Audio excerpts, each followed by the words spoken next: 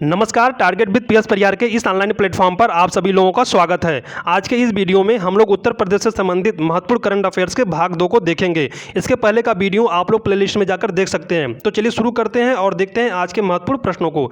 देखिए, पहला प्रश्न पूछा गया है, उत्तर प्रदेश के किस जिले में मुख्यमंत्री योगी आदित्यनाथ ने काला नमक चावल महोत्सव का उद्घाटन किया?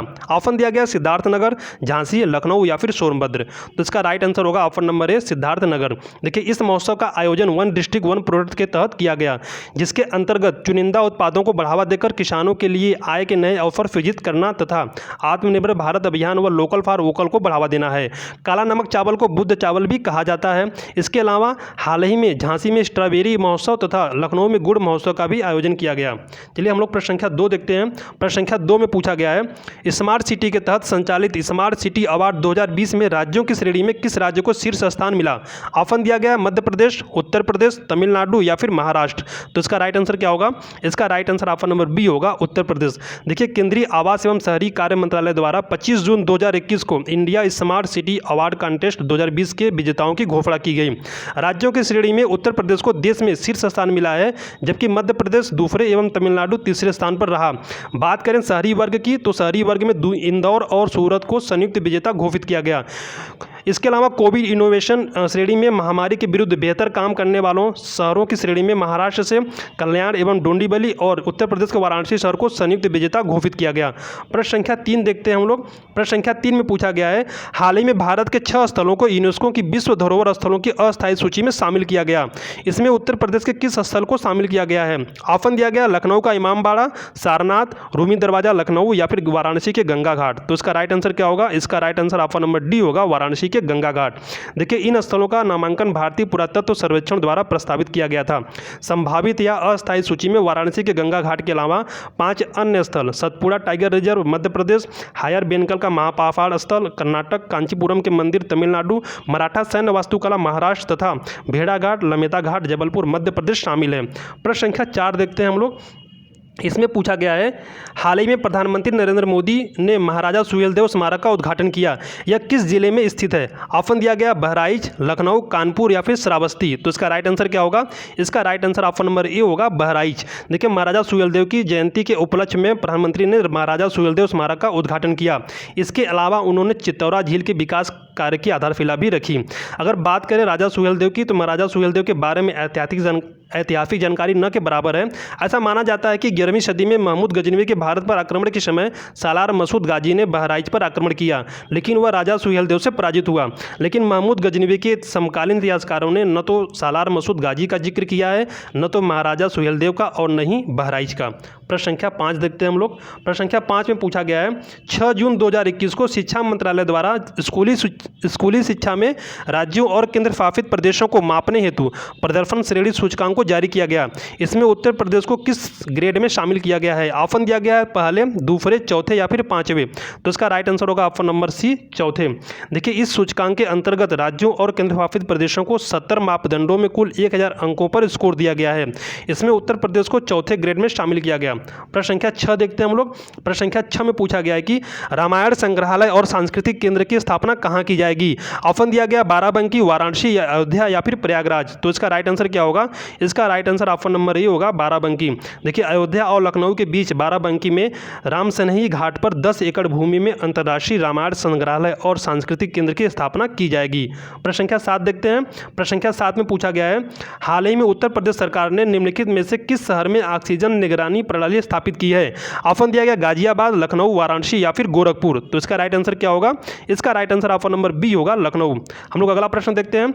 अगले प्रश्न में पूछा गया है, 22 मार्च 2021 को केंद्रीय जल शक्ति मंत्री और मध्य प्रदेश तथा उत्तर प्रदेश सरकार के बीच केन बेतवा लिंक परियोजना को लागू करने के लिए एक समझौता किया गया। इसके संबंध में निम्न में से कौन सा कथन सही है?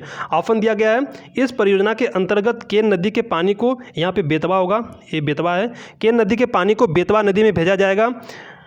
यह परियोजना पूर्व प्रधानमंत्री स्वर्गीय अटल बिहारी वाजपेयी की राष्ट्रीय परिप्रेक्ष्य योजना की पहली परियोजना है।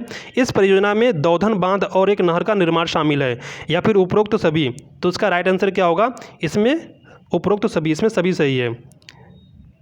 इसमें इस परियोजना के अंतर्गत केन नदी के पानी को बेतवा नदी में भेजा जाएगा और यह परियोजना पूर्व प्रधानमंत्री स्वर्गीय अटल बिहारी वाजपेयी की राष्ट्रीय परिपेक्ष योजना की पहली परियोजना है और इस परियोजना में दौधन बांध और एक नहर का निर्माण भी शामिल है।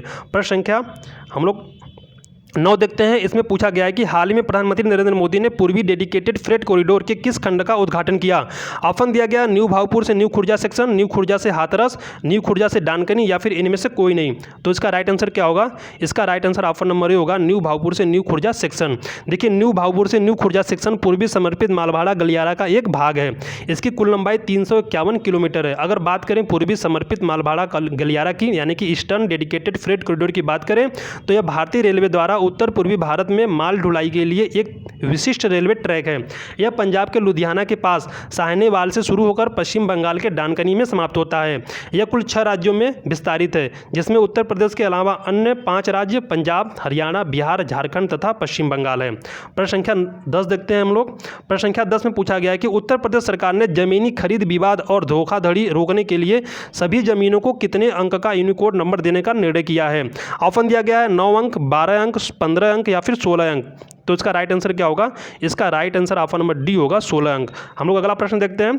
अगले प्रश्न में पूछा गया है कि हाल ही में शूटर दादी के नाम से मशहूर चंद्रो तोमर का निधन हो गया। वे उत्तर प्रदेश के किस जिले की थी? ऑप्शन दिया गया वाराणसी, सिद्धार्थनगर, बागपत या फिर झांसी। तो इसका राइट आंसर क्या होगा?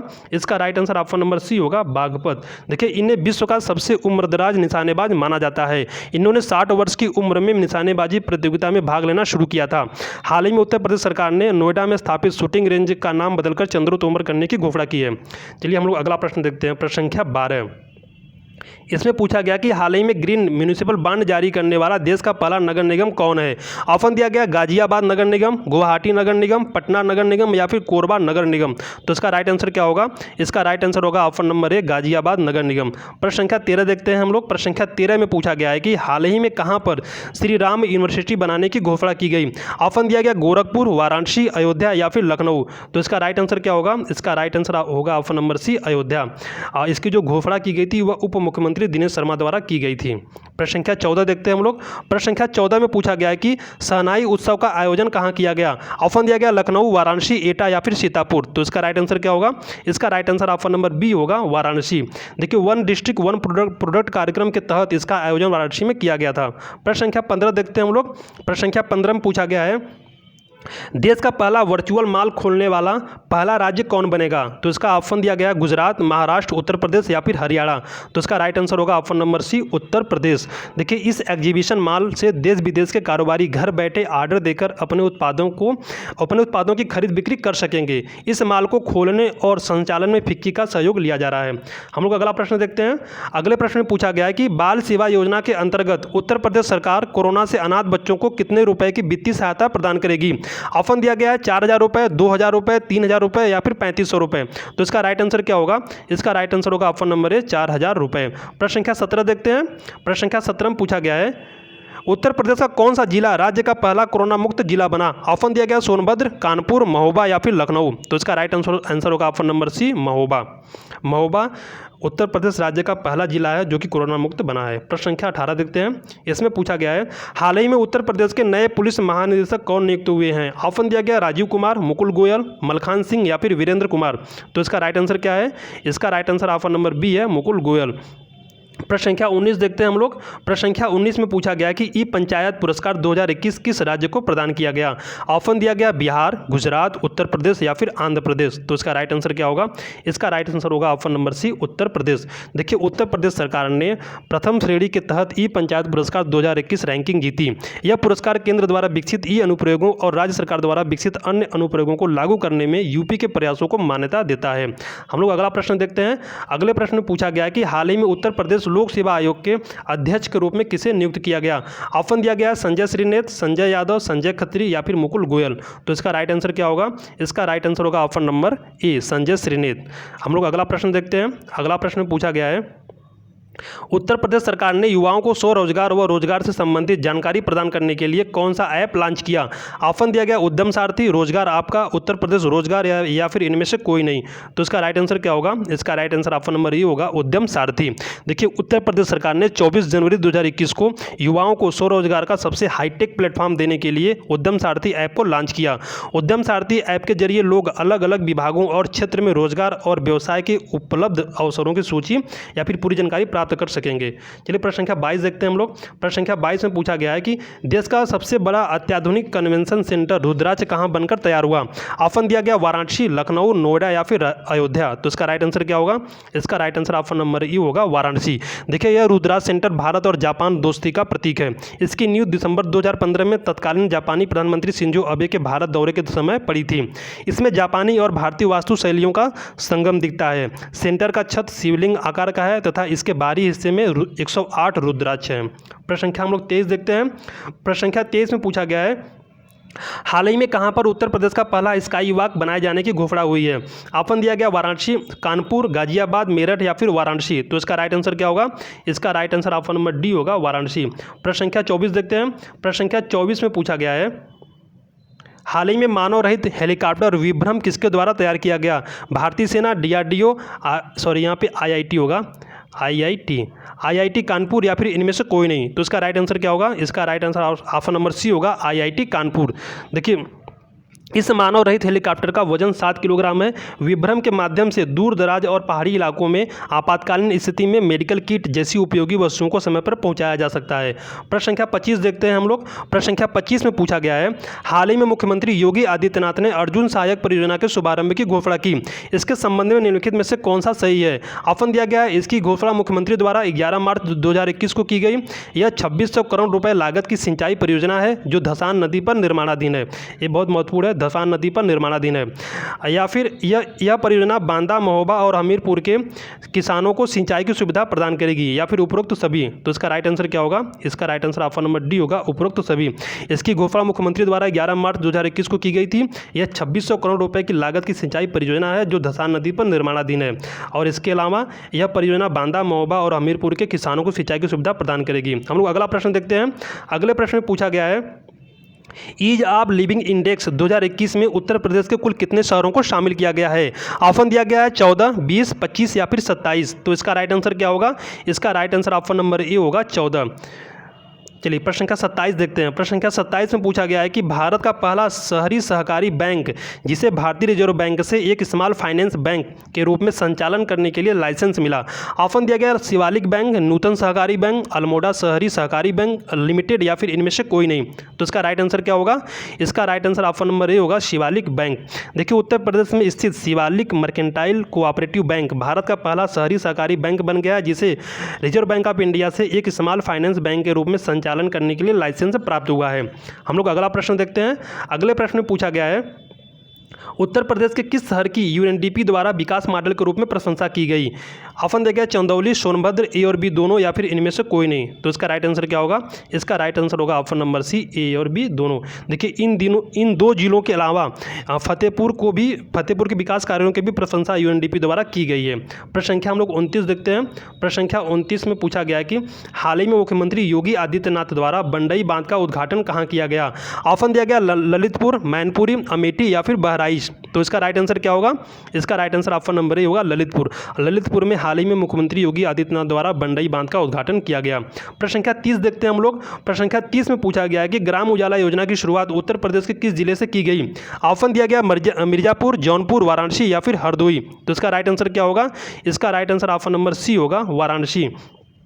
देखिए, यह केंद्र सरकार की एक महत्वाकांक्षी परियोजना है या फिर योजना है जिसके तहत कार्यशील पुराने तापदीप्त बल्बों के बदले मात्र 10 रुपये में ग्रामीण क्षेत्रों में LED बल्बों का वितरण किया जाएगा।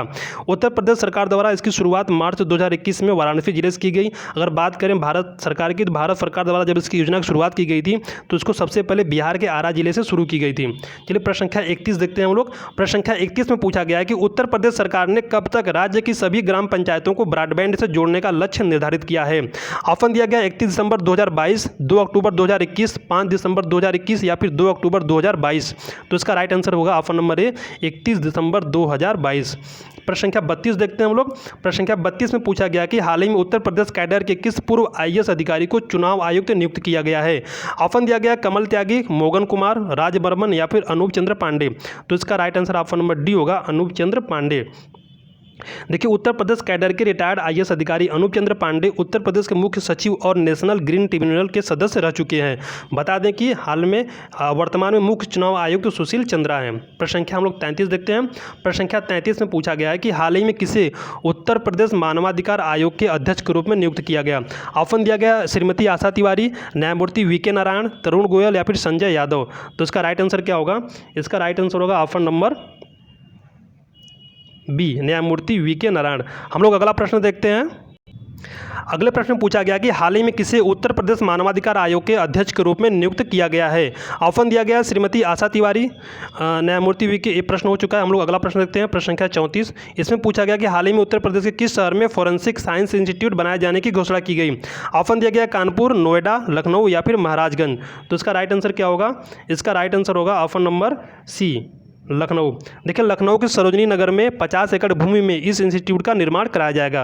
प्रश्न संख्या हम लोग 35 देखते हैं। प्रश्न संख्या 35 में पूछा गया है कि देश में पहली बैलास्टलेस ट्रैक बनाने की फैक्ट्री किस शहर में खोली गई है? ऑप्शन दिया गया मेरठ, अहमदाबाद, भोपाल या फिर देहरादून। तो इसका राइट आंसर क्या होगा? इसका राइट आंसर होगा option number A, Meerut. Meerut में देश की पहली बैलास्टलेस ट्रैक बनाने की फैक्ट्री की स्थापना की गई है। प्रश्न संख्या हम लोग 36 देखते हैं। प्रश्न संख्या 36 में पूछा गया है देश के पहले आयुष विश्वविद्यालय का शिलान्यास कहाँ किया जाएगा? ऑप्शन दिया गया लखनऊ, गौतम बुद्ध नगर, वाराणसी, यहाँ पे देश नहीं, यहाँ पे प्रदेश, उत्तर प्रदेश कर लीजिए, यूपी के उत्तर प्रदेश के पहले आयुष विश्वविद्यालय का शिलान्यास कहाँ किया जाएगा? ऑप्शन दिया गया लखनऊ, गौतम बुद्ध नगर, वाराणसी या फिर गोरखपुर। तो इसका राइट आंसर क्या होगा? इसका राइट आंसर होगा ऑप्शन नंबर डी, गोरखपुर। हम लोग अगला प्रश्न देखते हैं।